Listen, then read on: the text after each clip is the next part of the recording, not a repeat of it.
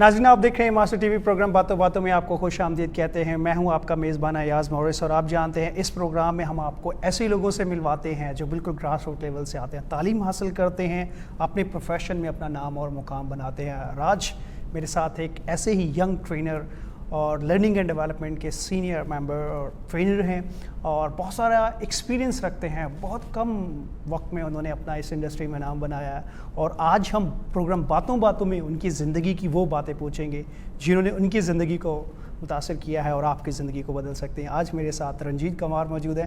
Thank you so much Ranjeet ji. अब मुझे अंदाज़ा इस चीज़ का कि आपकी मसरूफियात हैं, लेकिन इसके बावजूद आपने वक्त दिया। Thank you so much. Thank you very much. मैं सबसे पहले तो आपसे जानना चाहूँगा कि लर्निंग एंड डेवलपमेंट की फील्ड में आप कैसे आए? एजुकेशन का बैकग्राउंड था शुरू से या जैसे बहुत सारे लोगों के साथ होता है कि हादसाती दौर पे आते हैं? ऐसा ही है। तो सबसे पहले मैं आपको बताऊं कि इंटरमीडिएट में जब मैं पाकिस्तान स्टडी के पर्चे में फेल हो गया था, सही, तो मैं बस जानबूझ के फेल नहीं हुआ, बड़ा अच्छा पढ़ने वाला बच्चा था। आप अगर मेरी साइंस की स्टैंडर्ड उठा के देखें तो केमिस्ट्री में मेरे 93% है, फिजिक्स में 95% है, मैथ्स के अंदर में 86% है, बायोलॉजी जब मैं 9th में था तो अगर उसकी परसेंटेज उठा के देख लें वो मेरे तक में 90+ % है। आर्ट्स में बहुत अच्छा खैर नहीं था, लेकिन पाकिस्तान स्टडी में इतना भी मैं मतलब कम नहीं था। तो वहाँ पर आप सिंध की तालीमी निज़ाम को अगर देखें तो इंटरमीडिएट में खुल्लम खुला चीज़ें हो रही होती हैं। तो किसी बच्चे ने वो पर्चा फेंका, टीम मेंबर्स आए, उन्होंने देखा कि आप चीटिंग कर रहे हो, तो मैं कितना भी कहता रहा लेकिन वो मैं उनको जस्टिफाई नहीं कर पाया, तो मतलब मैं फेल हो गया। उसके बाद मुझे लगा कि यार बड़ा अरसा टाइम फ्री बैठा हूँ, तो मैं अपने टीचर को कॉल किया। टीचर कॉल किया कि सर अगर आपके पास कोई स्कूल है, कॉलेज है, मुझे बताएं, मैं पढ़ाना चाहता हूँ। तो मैं 12वीं जमात फेल हूँ और लेकिन मैं 9th और 10th की केमिस्ट्री पढ़ा रहा हूँ, 9th की, और 10th की मैं फिजिक्स पढ़ा रहा हूँ। तो वहाँ से सिलसिला स्टार्ट हुआ, मैं पढ़ाई छोड़ दी थी। 3 साल का गैप है। नॉर्मली इंटरमीडिएट के बाद जब आप इंसान आगे बढ़ता है तो कोई सी BSc में एडमिशन लेता है। मेरे 3 साल का गैप है, कुछ नहीं पढ़ा। पन्नवाकिल मेरा गांव है जहाँ से मेरा ताल्लुक है, वहाँ से रहा। मैंने बड़े भाई से बात की तो उन्होंने कहा कि तुम कराची जाओ।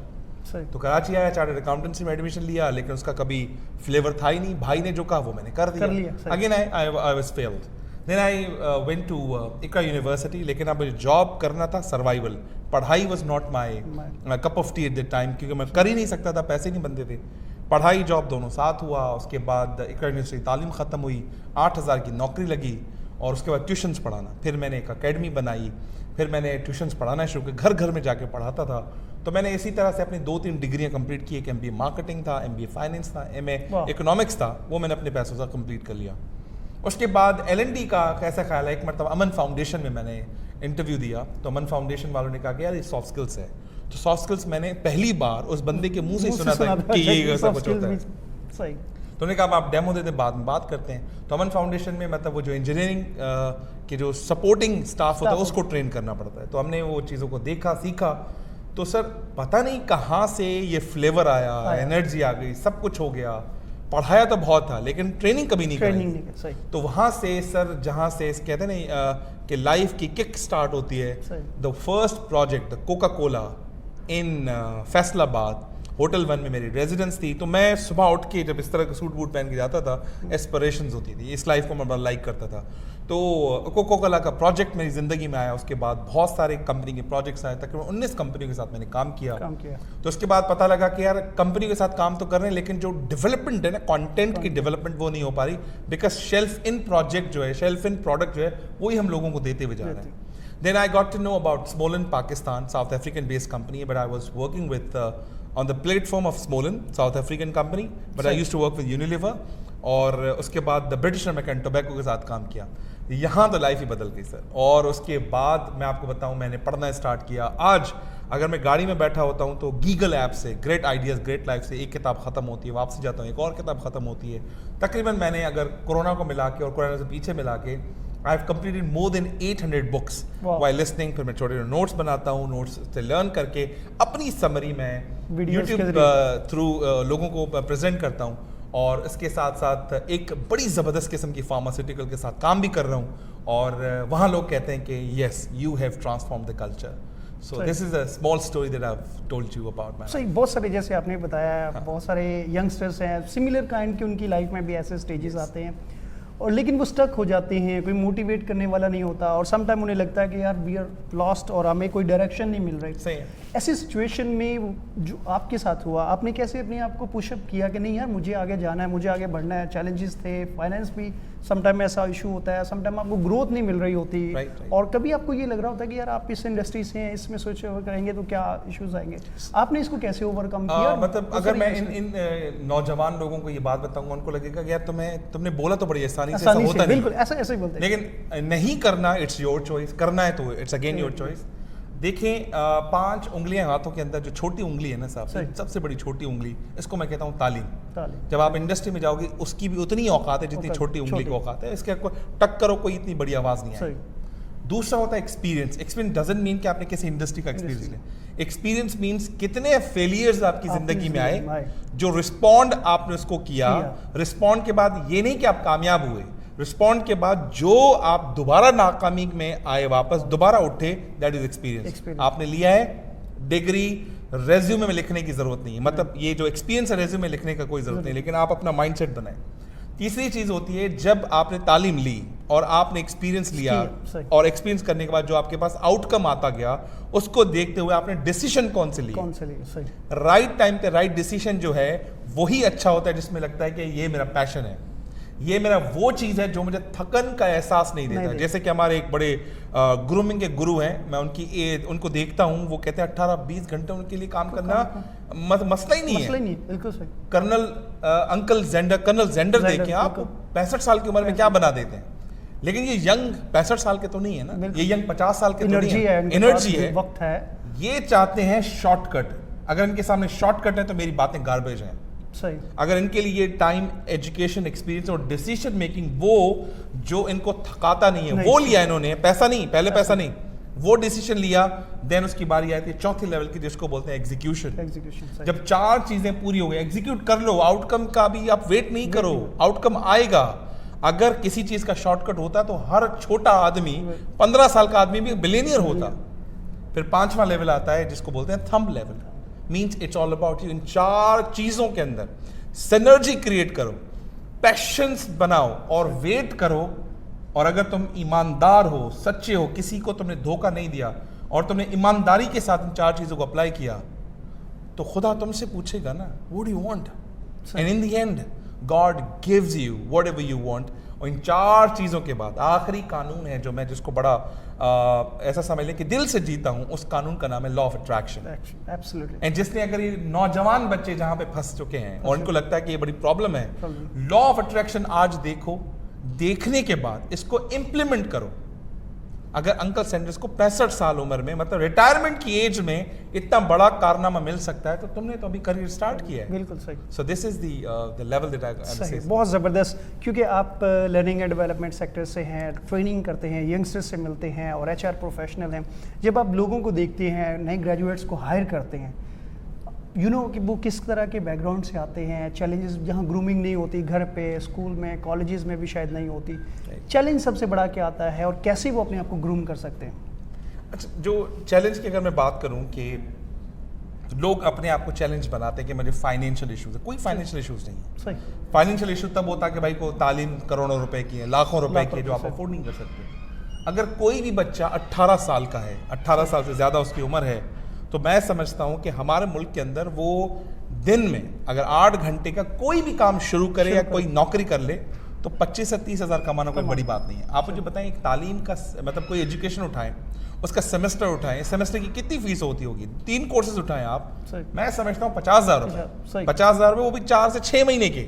अगर आप तनख्वाह देखें, आपकी 35,000 रुपये है, 30,000 रुपये है, उसके लेवरेज से आप देखें कि इतना नहीं बनता जितना आप हवा बनाते हो। दूसरा ये है कि उनके पास डायरेक्शन नहीं है। पता है डायरेक्शन क्यों नहीं है? उन्होंने मोइस को देखा तो मोइस जैसा बनना शुरू हो गए। उन्होंने जो है वो हमारे हामिद सईद साहब को देखा, वैसे बनना शुरू हो गए। उन्होंने रंजीत को देखा, रंजीत जैसा बनना शुरू हो गए। विराट कोहली को देखा, विराट कोहली बनना शुरू हो गए। It means they have a monkey with in the brain. जब तक वो अपने दिमाग के अंदर कोबरा माइंडसेट नहीं लाएंगे कि एक शिकार देखा, इसी को ही पकड़ना है, एक फील्ड लेके उसी को ही पकड़ना है, ये वाला माइंडसेट नहीं लाएंगे, तो ये आज से 18 साल की उम्र में है, 60 साल के बाद किसी टेबल पे बैठ के भी यही कर रहे होंगे, हमारे पास फाइनेंशियल इश्यूज थे। There is only one obstacle in the mind, that यार मेरा ये फाइनेंशियल इशू है, लीगल इशू है, फैमिली इशू है, all issues are equal, I can understand that. तो मैं इन लोगों से पूछता हूँ कि जब ईद आती है, दिवाली आती है, या कोई इवेंट आता है खुशी का, क्या आप नए कपड़े खरीदने से पहले और 50,000 का मोबाइल खरीदने से पहले बोलते हो फाइनेंशियल इश्यूज है? द फाइनेंशियल इशू कोई नहीं है, दे हैव अ माइंडसेट के खरीदना है। Education comes last in their priority. सही।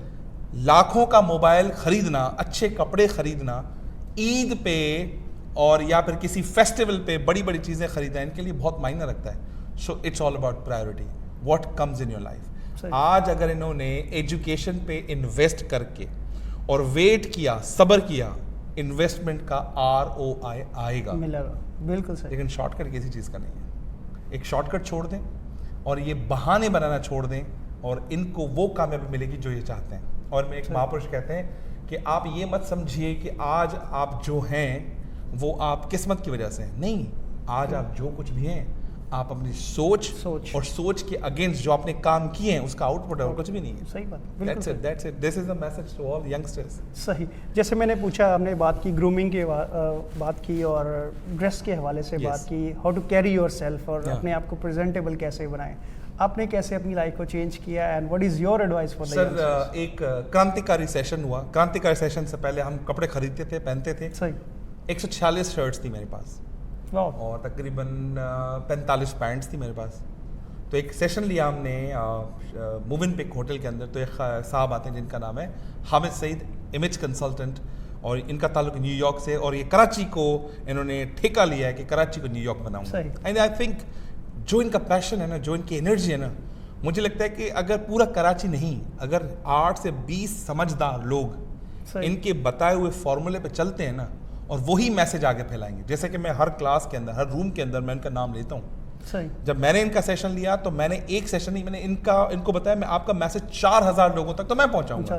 जो 4000 लोग एक्सपोनेंशियल ग्रोथ करेंगे ना। और आप सब लोगों ने कंपाउंड इंटरेस्ट की किताब भी पढ़ी होगी, कंपाउंड इफेक्ट की किताब पढ़ी होगी। This is all about compound effect. तो सर इन्होंने जब मुझे बताया कि भाई एक नॉर्मल कॉर्पोरेट बंदे के लिए कौन कौन से कलर्स होने चाहिए, कलर्स तो उन्होंने बताया, ब्लू होता है, वाइट होता है, ग्रे होता है, चारकोल होता है, लाइट ग्रे होता है। तो मैंने ये बात ना वहीं पे जाके नोट बांध दी। I disposed of my 137 shirts.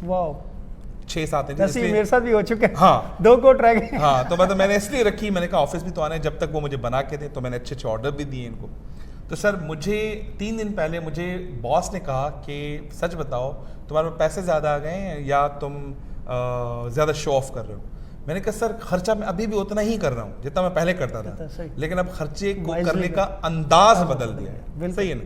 तो पहले आप लोग इनके सेशन से पहले मैं नॉर्मल शर्ट और पैंट पहन के आता था और लोग कहते तो मैं गर्मी नहीं हो रही। और मैं समझता हूँ जब मैं ये पहनता हूँ ना तो मेरे अंदर एक कॉन्फिडेंस की जो आग, वैसे भी माशाल्लाह कॉन्फिडेंस ऐसी बात नहीं है, जो आग जलती है ना, सामने वाले को मैसेज दे रही है कि हल्का बंदा नहीं आ रहा। हल्का नहीं, बिल्कुल सही यार, ये जो आ रहे हैं ना, और अच्छा बात भी करेगा तो उसकी जो वजन है बात की ऑटोमेटिक बढ़ गया। हालांकि मेरी जबान वही है, शक्ल वही है, इन कपड़ों को पहनने के बाद जो वजन की मेरी बात का वजन है वो इम्प्रूव हुआ है। और लोग फील करते हैं कि यार yes you are meeting some powerful personality that I am carry that image. So the credit goes to Hamid साहब. Yes. सही है Ranjit, thank you once again so much, बहुत शुक्रिया. Thank you. And I think ज़रूरी है youngsters के लिए रंजीत की ज़िंदगी से और रंजीत की बातों से आपने ये सीखा होगा कि अगर आपने ज़िंदगी में आगे बढ़ना है, मेहनत करें और अपने काम के साथ फोकस हो जाएं, कमिटमेंट के साथ आगे बढ़े, तो डेफिनेटली आप अपनी ज़िंदगी में वो रिज़ल्ट, वो मंजिल ज़रूर पा सकते हैं जिसके लिए आप डिज़ाइन करते हैं. अपना बहुत सारा ख्याल रखिएगा. Thank you so much. Thank you very much.